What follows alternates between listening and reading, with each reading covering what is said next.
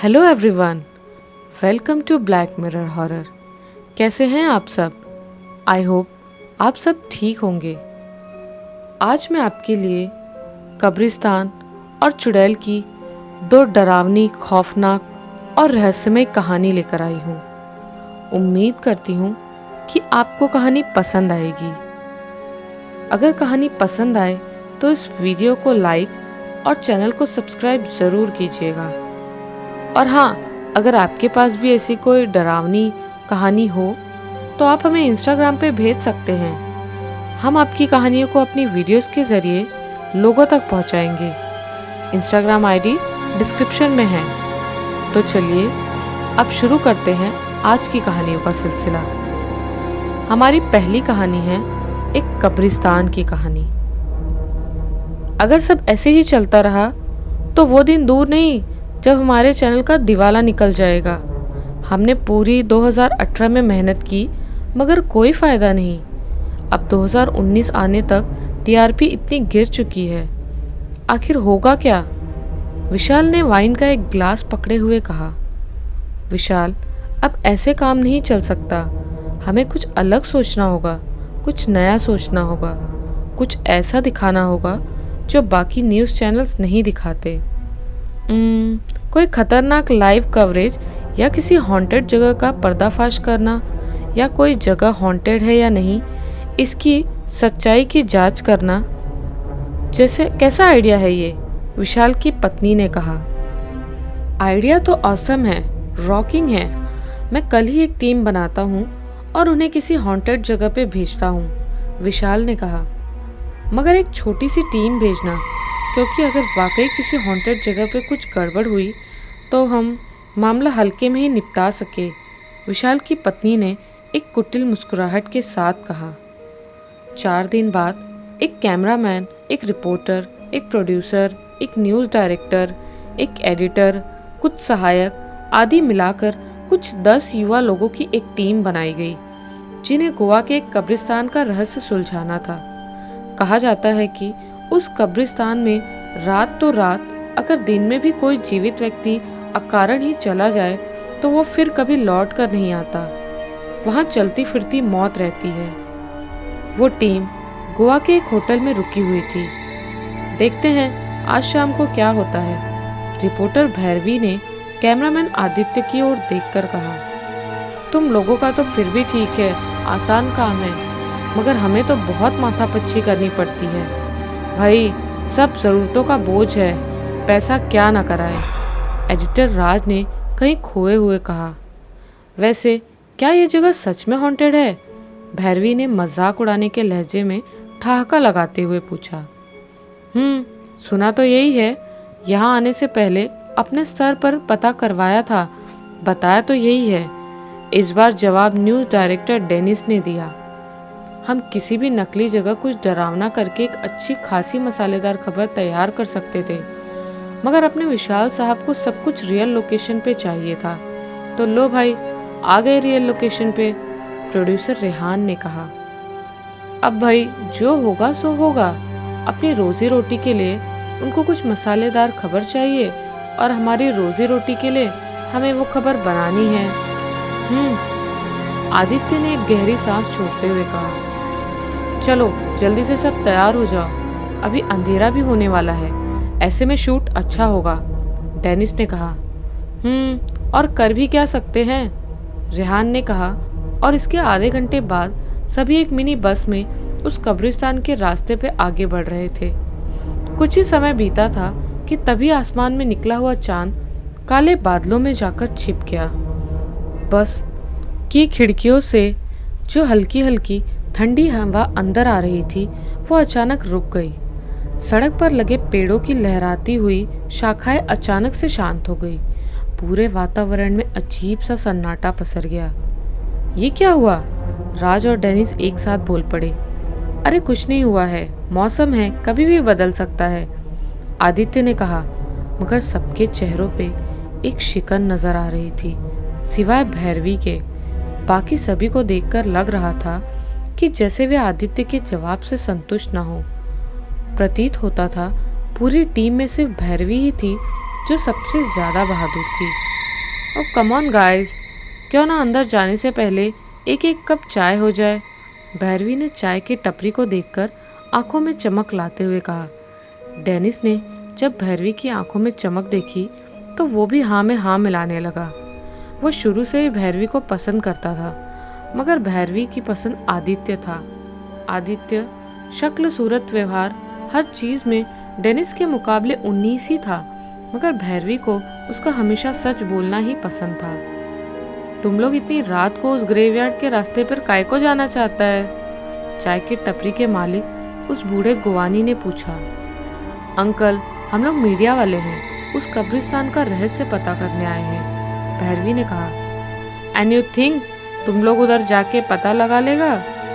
तुम लोग को नहीं पता, उधर का मिस्ट्री कोई सॉल्व नहीं कर पाता। तुम लोग से पहले भी उधर बहुत लोग आया और मारा गया, मगर उधर का मिस्ट्री कोई सॉल्व नहीं कर पाया। अरे तुम लोग काय को अपना जान डेंजर में डालता है? उधर गुमनाम लाशों में तुमको भी अपना नाम जुड़वाने का मांगता है क्या? उस बूढ़े गुवानी ने उन्हें चेताते हुए कहा। इट्स ओके अंकल, हमारा काम ही यही है। हो सकता है जो कोई नहीं कर पाया वो हम कर दें। हो सकता है वहाँ कोई आत्मा हो ही ना और हम इस भ्रम को तोड़ पाए।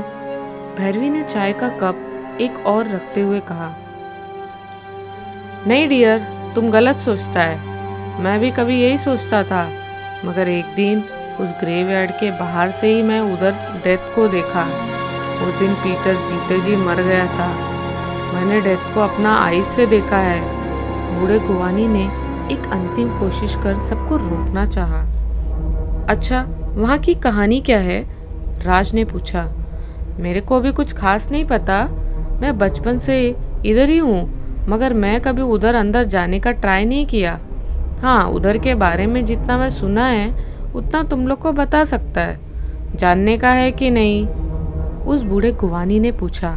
हाँ हाँ, सभी का सम्मिलित स्वर निकला। Then listen quietly.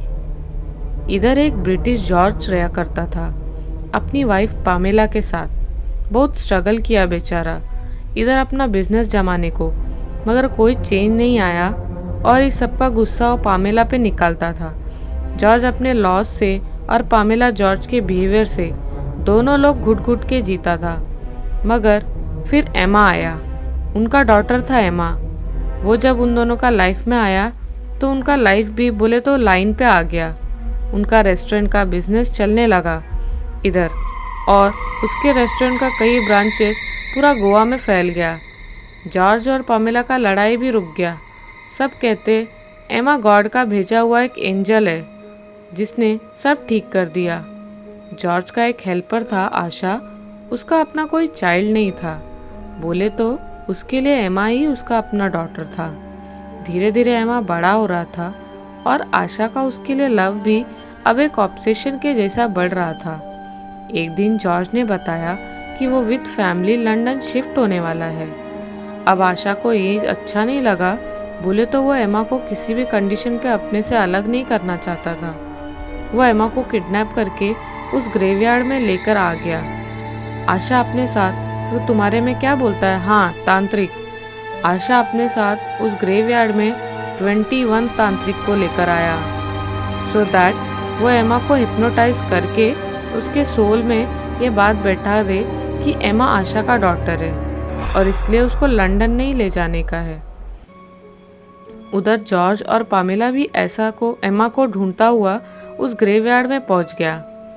जब जॉर्ज और पामेला ने देखा तब आशा अनकॉन्शियस एमा को लेके वो 21 तांत्रिक के साथ ब्लैक मैजिक परफॉर्म कर रहा था।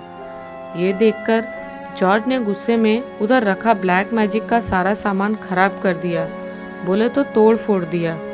जॉर्ज सोचा था कि एमा कॉन्शियसनेस रिगेन कर लेगा, मगर इसका अपोजिट रिजल्ट निकला।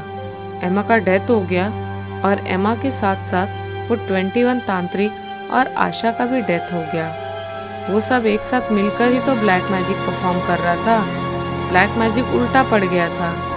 अपना आइस के आगे अपना डॉटर का डेथ जॉर्ज और पामेला एक्सपेक्ट नहीं कर पाया और वो भी चला गया हमेशा के लिए।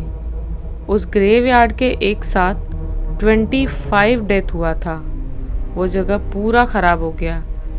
उन सब का सोल आज भी उधर है, आपस में फाइट करता है उधर रात के टाइम। उधर जाने वाला पर्सन के ग्रुप को देख के जॉर्ज और पामेला के सोल को लगता है कि वो उनसे उनका एमा छीनने आया है, जैसे आशा का एक बड़ा ग्रुप के साथ आया था, और इसलिए वो उधर आने वाले सब लोग को मार देता है। और दूसरी तरफ आशा को हर अकेला पर्सन देख के लगता है कि वो जॉर्ज और पामेला की तरह एमा को उससे दूर लेके जाएगा, और वो एक अकेला पर्सन को मार देता है। वो तांत्रिक का सोल्स भी उधर ही है। वो सब मरने के बाद भी डेविल को ह्यूमन का सेक्रीफाइस करता है। बूढ़े गुवानी ने पूरी कहानी बताई, जिसे सुनते वक्त भैरवी, आदित्य, राज, डेनिस, रेहान सबको लग रहा था जैसे सब उनकी आंखों के सामने ही हो रहा हो। सबको चुप देखकर वो बूढ़ा गुवानी खुद ही बोल पड़ा, अब भी जाने का है तुम लोग को उधर? नहीं, हाँ। रेहान और डेनिस एक साथ ना बोल पड़े, जबकि भैरवी और आदित्य ने हाँ बोला। राज अपनी आदतानुसार चुप ही था। साहब, मैं तो कहता हूँ मत जाइए टीम के साथ, आए दयाल सहायक ने कहा।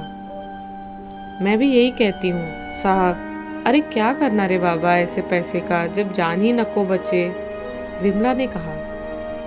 हाँ हाँ दीदी, मत जाइए उधर, वृंदावन और जय किशन ने एक साथ कहा। विमला ताई, दयाल दादा, आप लोग जरा सोचने तो दीजिए। यहाँ हमारा 3 दिन का शेड्यूल था और आप लोग पहले ही दिन हिम्मत हारने लगे। भैरवी ने थोड़ा गुस्से में कहा और आगे बोली, गाइस, हम इतनी दूर आकर हार नहीं मान सकते, and accept it, we don't have any other choice. Vishal sir को ये अच्छे से पता है कि हम सब लोगों का फाइनेंशियल स्टेटस ज़्यादा अच्छा नहीं है। ऐसे में हम ना कह ही नहीं सकते। ना कहते तो ये जॉब भी जाती। उन्होंने हमारी मजबूरी का ही तो फ़ायदा उठाया है, और हम भी ये अच्छे से जानते हैं कि हम अपने स्ट्रगल के दिनों में एक बड़े न्यूज़ चैनल में काम करने की ही कुछ कर पाएंगे। हमें विशाल सर की शर्त तो माननी ही थी। जब भैरवी ने सबको सच्चाई का आईना दिखाया तो अब किसी के पास ना कहने का कोई ऑप्शन ही नहीं था। वे सब वापस अपनी मिनी बस में बैठकर उस कब्रिस्तान की ओर बढ़ने लगे। अब वो कब्रिस्तान उनकी आंखों के ठीक सामने था। उन्होंने जैसे ही कब्रिस्तान में प्रवेश किया, हवा का एक तेज झोंका आकर मानो उनकी बस को रोकने आ गया हो। सभी सकपका गए थे, मगर अपनी घबराहट दिखाना कोई नहीं चाहता था। जय किशन जी, दयाल दादा, आप लोग सामान निकालिए और एक एक करके, और विमला ताई, आप एक जगह बैठने लायक जगह साफ कर लीजिए प्लीज़। डेनिस सबको निर्देश देता है। साहिब, मैं आता है, वृंदावन ने अपनी छोटी उंगली उठाते हुए कहा। हाँ जाओ, तुमको तो काम चोरी का बहाना चाहिए, डेनिस ने खिसियाते हुए कहा। वृंदावन गुनगुनाता हुआ अपना काम खत्म करके पीछे मुड़ा ही था कि तभी उसकी चीख निकल गई। उसके सामने लाल साड़ी पहने हुए, माथे पे एक बड़ी सी बिंदी और आंखों में गहरा काजल लगाए एक औरत खड़ी थी। बालों का कसकर जूड़ा बंधा होने पर भी उसके कुछ बाल हवा में उड़ रहे थे। मैं अपनी एमा नहीं दूंगी, उस औरत ने भयानक लहजे में कहा। इतना कहते ही चारों ओर हवा का वेग बढ़ चुका था। एक जोरदार बवंडर उठा और उसमें वृंदावन सहित वो औरत भी समा गई। अरे कहाँ गया ये वृंदावन? रेहान ने खींचते हुए कहा। अरे जाने दो उसको, कहीं 2 पेग लगा करके पड़ा होगा। चलो सब रेडी हैं? भैरवी, तुम्हें लाइंस याद है ना? और रेहान, राज, देखो तुम लोग भी। आदित्य रेडी? डेनिस ने पूरी बागडोर संभाली हुई थी। भैरवी ने माइक पकड़ा और बोलने लगी।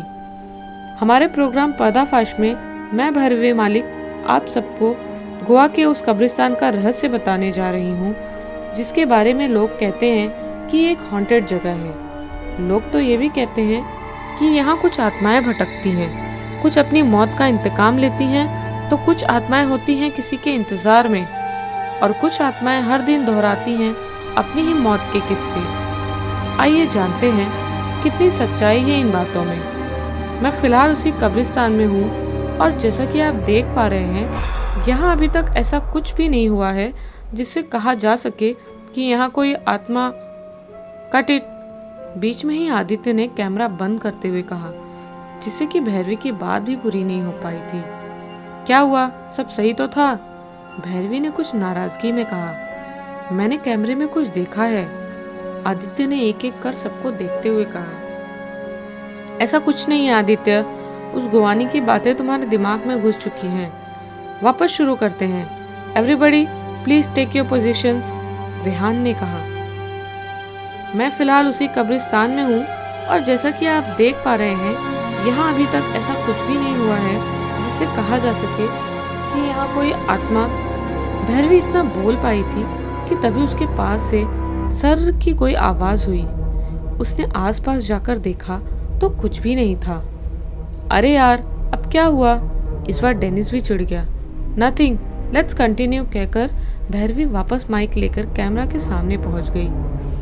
मैं फिलहाल उसी कब्रिस्तान में हूँ और जैसा कि आप देख पा रहे हैं, यहाँ अभी तक ऐसा कुछ भी नहीं हुआ है जिससे कहा जा सके कि यहाँ कोई आत्मा है। तो फिर क्या लोगों ने अफवाहें फैलाई हैं? अगर हाँ तो क्यों? और अगर नहीं तो क्या वे आत्माएं हमारे सामने आएंगी? देखने के लिए जुड़े रहिए हमारे साथ। भैरवी ने अपनी लाइंस खत्म की। विमला ताई, मेरा टचअप का सामान, भैरवी ने उस ओर देखकर कहा जहां विमला ताई कुछ देर पहले बैठी हुई थी। पहले वृंदावन और अब विमला ताई। जा कहाँ रहे हैं सब एक एक करके? रेहान ने गुस्से में कहा। काम डाउन गाइस, आते होंगे अभी, आदित्य ने कहा। और तभी एक भयानक चीख वातावरण में गूंज उठी। सब हक्के बक्के होकर चारों तरफ देख रहे थे। कहीं कोई नजर नहीं आया था। तो वो चीख किसकी थी? जय किशन ने डरते हुए कहा। दयाल दादा कहाँ हैं? भैरवी ने चिल्लाते हुए पूछा। अब जय किशन हकलाने लगा था। ये क्या अब क लगाए हो जय किशन? कुछ पूछा मैंने, कहाँ है दयाल दादा? भैरवी ने जय किशन पर चिल्लाते हुए कहा। दीदी अभी तो यही था। जय किशन पूरी बात कहने के बाद भैरवी के पीछे देखकर अंत में हकलाने लगा था। अब क्यों हकला रहे हो? भैरवी ने गुस्से में कहा। तो जय किशन ने डरते डरते भैरवी के पीछे की ओर इशारा किया। अब तक जय किशन को घूर रहे सभी लोग सहित जब भैरवी ने अपने पीछे देखा तो सबकी एक साथ चीख निकल पड़ी। भैरवी के पीछे लगे दो पेड़ों में से पहले पर वृंदावन की लाश उल्टी लटकी रही थी और उसके गले से टपकता हुआ खून काला पड़ चुका था। दूसरे पेड़ पर विमला ताई की लाश को टहनियों के बीच उलझी हुई थी, जिससे चपर चपर की आवाजें आ रही थी। अब राज ने थोड़ा आगे बढ़कर पेड़ से हल्का सा बाईं ओर बढ़कर देखा तो उसकी भी जोरदार चीख निकल पड़ी। दयाल दादा काली कोटर सी आंखें किए विमला ताई की लाश के एक हाथ का पूरा मांस खा चुके थे। सिर्फ हड्डी बची थी और अब उनके हाथ में विमला ताई का दूसरा हाथ था, जिसे वे चपर चपर की आवाज से बड़े मजे से खाए जा रहे थे। राज के देखने की दिशा में ही जब सब लोग उस तरफ आए तो सबकी चीख निकल गई। कोई कुछ नहीं बोल पा रहा था। सबकी चीख निकलते ही पिशाच बन चुके दयाल दादा का ध्यान उस ओर गया और वो विमला ताई की लाश को छोड़कर रेहान पर झपक पड़ा। और सबकी पलकें झपकते ही अगले ही पल में जहाँ रेहान खड़ा था वहाँ हड्डियों का ढांचा पड़ा हुआ था। ये देखकर सब उस पिशाच से उल्टी तरफ भागने लगे। जय किशन चिल्लाता हुआ कब्रिस्तान के बाहर की ओर भाग रहा था, मगर तभी उसके सामने एक लंबा चौड़ा करीब 8 फुट का एक अंग्रेज आकर खड़ा हो गया और उसे हवा में उठाकर एक पेड़ से दे मारा। जय किशन के मुंह से खून की एक धार फूट पड़ी। अब राज, डेनिस, भैरवी और आदित्य ही बचे थे। चारों ने एक दूसरे के हाथ पकड़े और जहां वो खड़ा हुआ था चीखते चिल्लाते सब उससे उल्टी दिशा में भागने लगे। वे कब्रिस्तान की दीवार के पास पहुंचे थे, जिससे आगे जाने का अब कोई रास्ता नहीं था। वे डर से पीछे की ओर मुड़े और उसके बाद वो खौफनाक मंजर उनकी आंखों ने देखा जो शायद ही किसी ने देखा या सुना होगा। एक ओर एक अंग्रेज पति पत्नी थे और दूसरी ओर एक भारतीय महिला और कई सारे तांत्रिक थे। कभी वो अंग्रेज दंपत्ति उस महिला और तांत्रिक पर भारी पड़ता तो कभी वो महिला और तांत्रिकों का झुंड उस अंग्रेज दंपत्ति पर भारी पड़ता।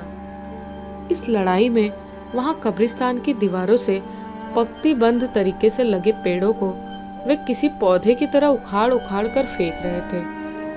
ऐसा लग रहा था कि एक पेड़ हवा में उड़ता हुआ आया और राज के ऊपर गिर पड़ा।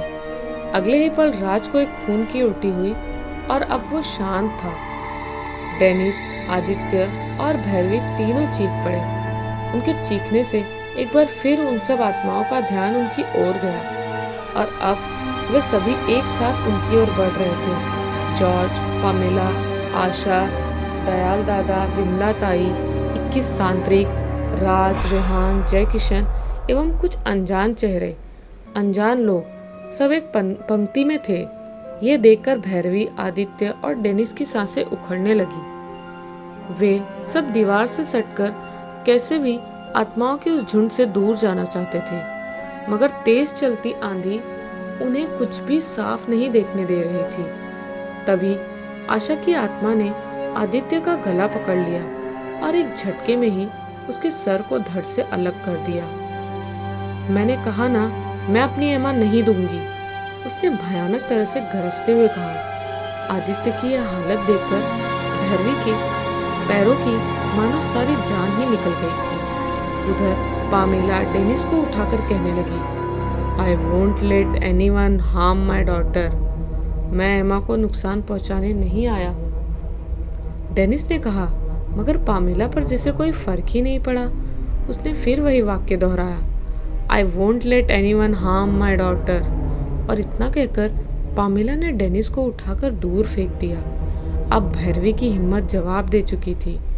आशा की आत्मा ने उसका एक हाथ पकड़ लिया और दूसरा हाथ जॉर्ज की आत्मा ने पकड़ लिया। दोनों ही आत्माएं पूरी ताकत से भैरवी को एमा संबोधित करते हुए अपनी अपनी ओर खींचने लगी। एमा मेरी बेटी, एमा माय डॉटर। दो आवाजें एक साथ वातावरण में गूंजी और भैरवी की आखिरी चीख निकली। उसका शरीर दो हिस्सों में बंट चुका था।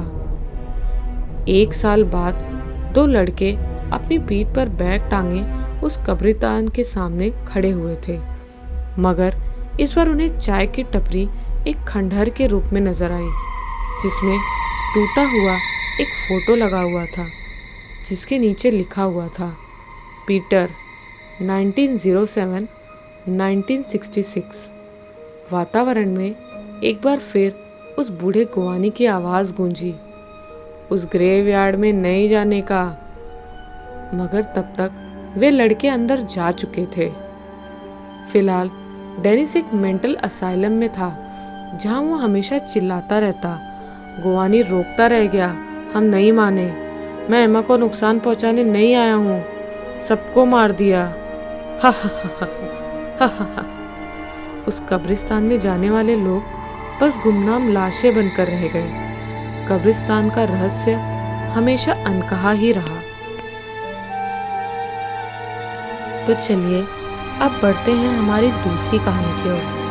हमारी दूसरी कहानी है चुड़ैल से शादी। ये कहानी है सूरजपुर गांव की। सूरजपुर गांव में भीमा नाम का एक लड़का रहता था।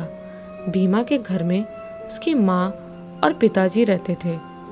गांव का माहौल शहर के माहौल से अलग होता है। गांव में सुबह जल्दी उठकर खेती करने जाना पड़ता है। गांव की सड़क कच्ची होती है और रास्ते में बिजली की सुविधा नहीं। भीमा की शादी की उम्र हो गई थी, इसलिए भीमा के पिता भीमा के लिए रिश्ता देखने लगे। एक दिन भीमा खेत से घर की तरफ लौट रहा था। अचानक उसे प्यास लगी और पानी पीने के लिए कुएं की तलाश करने लगा। अचानक भीमा को एक कुआं नजर आया। उस कुएं के पास एक बरगद का पेड़ भी था। भीमा कुएं के पास गया और बाल्टी से पानी निकालने लगा। भीमा पानी पीकर जैसे ही घर की तरफ लौटने लगा, अचानक उसे पायल की आवाज सुनाई देने लगी। भीमा चारों तरफ देखता है और उसे कोई दिखाई नहीं देता। जैसे ही भीमा वहां से जाने लगा, पीछे से एक औरत ने भीमा को आवाज दिया, प्रीतम जरा पीछे मुड़कर देखिए। भीमा जैसे ही पीछे मुड़कर देखा, उसे लंबे घूंघट में एक औरत दिखाई दी। भीमा उस औरत के पास जाता है और कहता है, आप कौन हो और कुएं के पास क्या कर रही हो? अनजान औरत भीमा से कहने लगी, बाबू मैं कुएं से पानी लेने आई हूँ। और आप कहाँ से आए हो? आपको पहले भी कभी इस कुएं के पास नहीं देखा। आपका नाम क्या है? भीमा उस औरत से कहने लगा, मेरा नाम भीमा है और मैं सूरजपुर गांव में रहता हूँ। मैं अपने घर की तरफ जा रहा था। अचानक मुझे प्यास लगी और मैं कुएं से पानी पीने आया हूँ। आपका नाम क्या है? अनजान औरत कुएं से पानी भरती है और भीमा से कहती है, बाबू, मेरा नाम सूरजमुखी है। मैं भी इसी गांव में रहती हूँ। बाबू, आप मेरी मदद कर सकते हो। कुएं से पानी तो निकाल दिया है मैंने, पर आप बहुत जवान और शक्तिशाली हो। मेरे घर तक आप मुझे छोड़ देंगे क्या? भीमा, ठीक है। भीमा कुएं से पानी निकालता है और उस अनजान औरत के साथ चलने लगता है। कुछ ही दूर जाकर औरत कहती है, बाबू, आप बाल्टी मुझे दे दीजिए। कोई देखेगा तो लोग शक करेंगे। औरत ने लंबे घूंघट से चेहरा ढक रखा था, इसलिए भीमा को उसका चेहरा दिखाई नहीं दे रहा था। लड़की पानी लेकर वहां से चली गई। भीमा उस लड़की की तरफ देखता रहा। लड़की वहां से गायब हो चुकी थी। भीमा अपने घर जाता है और सोचने लगा, लंबे घूंघट में औरत कौन थी? उसकी आवाज़ कितनी मधुर थी। कल मैं फिर से उस कुएं के पास जाऊंगा और उस लड़की का चेहरा देखने की कोशिश करूंगा। अगले दिन भीमा फिर से उस कुएं के पास जाता है और लड़की के आने का इंतजार करने लगता है। कुछ ही देर बाद पायल की छन छन आवाज भीमा के कानों में सुनाई देने लगी। भीमा पीछे मुड़कर देखता है। वही लंबी घूंघट वाली औरत थी। वो औरत भीमा के पास आती है और कहती है, बाबू, आप आ गए? क्या आप मेरा इंतजार कर रहे थे? भीमा झूठ बोलते हुए कहता है, नहीं, मैं किसी का भी इंतजार नहीं कर रहा था। मैं तो कुएं से पानी पीने आया हूँ। सूरजमुखी कहती है, बाबू, आप झूठ बोल रहे हो। आपकी आंखों में देखने से लगता है कि आप मेरा इंतजार कर रहे थे। भीमा, तुम बताओ, कल तुम कहाँ गायब हो गई थी? और तुम ये अपने चेहरे को लंबे घूंघट से क्यों ढक कर रखती हो? सूरजमुखी कहती है, बाबू, मेरे घर वाले बिना घूंघट के घर से बाहर नहीं जाने देते। मेरी माँ कहती है मेरा चेहरा बहुत सुंदर है, इसलिए घूंघट के पीछे अपना चेहरा छुपा कर रखती हूँ। लोगों की बुरी नज़र नहीं लगेगी। भीमा और वो अनजान लड़की कुएं के पास बहुत देर तक बातें करते हैं और भीमा लड़की की बाल्टी उसके घर तक पहुंचाने में मदद करता है। ऐसे ही कुछ दिनों तक भीमा उस अनजान लड़की से मिलने लगा। भीमा को उस अनजान लड़की से प्यार होने लगा था। एक दिन भीमा कुएं के पास जाता है। भीमा के हाथों में एक गुलाब भी था। वो उस लड़की का इंतजार करने लगता है। कुछ ही देर बाद वो औरत पानी भरने आती है और भीमा से कहती है, बाबू, आप आ गए? और आपके हाथ में गुलाब का फूल आप किसके लिए लाए हो? भीमा कहता है, मैं तुमसे प्यार करने लगा हूँ और मैं तुमसे शादी करना चाहता हूँ। क्या तुम मेरी पत्नी बनोगी? सूरजमुखी कहती है, बाबू, मैं भी आपसे प्यार करने लगी हूँ। मैं भी आपसे शादी करना चाहता हूँ। भीमा कहता है, एक बार तुम अपना घूंघट हटाओ और मुझे अपना चांद सा चेहरा दिखाओ। सूरजमुखी कहती है, मैं घूंघट नहीं उठा सकती। आपको मुझसे घूंघट में ही शादी करनी पड़ेगी और आप मुझसे एक वादा करो, शादी के बाद भी आप मेरा चेहरा देखने की जिद नहीं करोगे। अगर गलती से आपने मेरा चेहरा देख लिया तो मैं हमेशा के लिए आपको छोड़कर चली जाऊंगी। भीमा उस अनजान लड़की के प्यार का दीवाना बन चुका था, इसलिए लड़की की बात मानकर दोनों शादी कर लेते हैं। शादी की रात को भीमा लड़की का घूंघट उठाने की कोशिश करता है। अचानक उसे वो अनजान लड़की रोक देती है और कहती है, आप मेरा चेहरा नहीं देखोगे, नहीं तो मैं हमेशा के लिए चली जाऊंगी। भीमा अपनी पत्नी से बहुत प्यार करता था, पत्नी की सभी बातें मानता था। दोनों एक दूसरे से बहुत प्यार करते थे। ऐसे ही एक साल बीत गया। भीमा को एक बेटी हुई। भीमा अपनी बेटी से बहुत प्यार करता था। भीमा की पत्नी अभी तक घूंघट में चेहरा छुपा कर रखती थी। एक दिन की बात है, भीमा किसी काम से बाहर गया था और घर लौटते वक्त बहुत रात हो चुकी थी। भीमा की पत्नी अपने बच्चे को दूध पिला रही थी। तभी रात के 11 बज रहे थे। भीमा की पत्नी घूंघट लेना भूल गई थी। तभी भीमा आ जाता है और बिना आवाज़ किए घर में घुसता है। धीरे धीरे अपनी पत्नी के पास जाता है तो देखता है पत्नी ने घूंघट लेना भूल गई थी। यही मौका है उसका चेहरा देखने का। भीमा बिना आवाज़ किए धीरे धीरे अपनी पत्नी के करीब जाता है और उसका चेहरा देखने की कोशिश करता है। जैसे ही अपनी पत्नी का चेहरा देखता है, डर के मारे हाथ पांव कांपने लगते हैं उसके, और उसके मुंह से जोर से एक चीख निकल गई। भीमा ने चीखते हुए कहा, कौन हो तुम और मेरी पत्नी कहाँ है? उसकी पत्नी का चेहरा एकदम भयानक, खौफनाक और सड़ा हुआ था। सूरजमुखी गुस्से से चिल्लाने लगती है, मना किया था ना चेहरा नहीं देखने को। मैं ही तुम्हारी पत्नी सूरजमुखी हूँ। तुम मेरी पत्नी सूरजमुखी नहीं हो सकती, तुम एक चुड़ैल हो। मेरी पत्नी कहाँ है, बोलो। मैं ही आपकी पत्नी सूरजमुखी हूँ। मैंने आपको चेहरा देखने के लिए मना तो किया था ना। अब मैं हमेशा के लिए यहाँ से चली जाऊंगी। तुम एक चुड़ैल हो। मेरी पत्नी सूरजमुखी को क्या किया तुमने? कहाँ है मेरी पत्नी सूरजमुखी?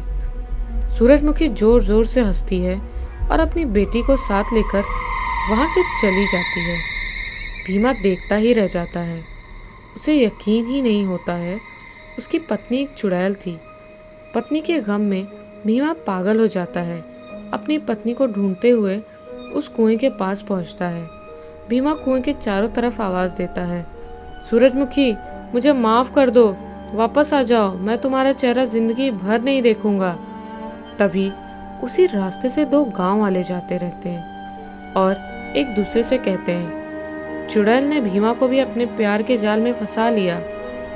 कुएं के पास बरगद के पेड़ में एक चुड़ैल रहती है और जवान कुंवारे लड़के को अपने प्यार के जाल में फंसाती है और शादी कर लेती है। चुड़ैल अपना चेहरा घूंघट से ढककर रखती है और जो भी उसका चेहरा देखता है, चुड़ैल उसे छोड़कर चली जाती है और वो लड़का पागल हो जाता है और कुएं के पास आकर चिल्लाने लगता है। बेचारा भीमा सूरजमुखी के लिए पागल हो चुका था। कुछ दिन बाद गांव के लोगों ने मिलकर कुएं को बंद करवा दिया और बरगद के पेड़ को काट दिया।